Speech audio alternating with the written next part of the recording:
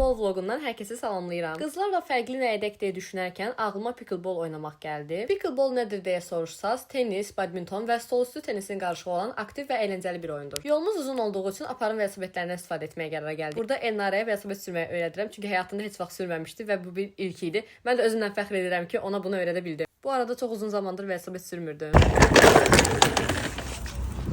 Bundan sonra tez-tez sürməyə qərara gəldim, çünki çox əyləncəli keçdi. Çəkilin yoldan, Fərhun da geliyor.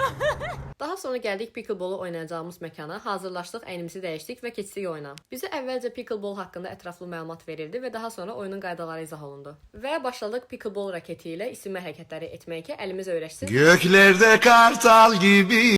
Artıq oyunumuz başladı. Hər şey başlarda fail olurdu. Ya topu qaçırırdıq, ya da bir-birimizə gülməkdən oynaya bilmirdik. Amma daha sonra öyrəndik və oyundan zövq almağa başladıq. Pickleball oynamaq üçün çox doğru bir zamanı seçmişdik. Hava əla idi. Bu arada biz biletləri Tripsamdan əldə etdik. Siz də dostlarınızla birlikdə gedib sınaya bilərsiniz. Biz çox əyləndik və artıq qərar verdik ki, yenə gələcəyik. Amma bu dəfə daha güclü bir şəkildə. Nəysə, biz oynayaq, siz də bizim maraqlı və gülməli anlarımıza şahid olun.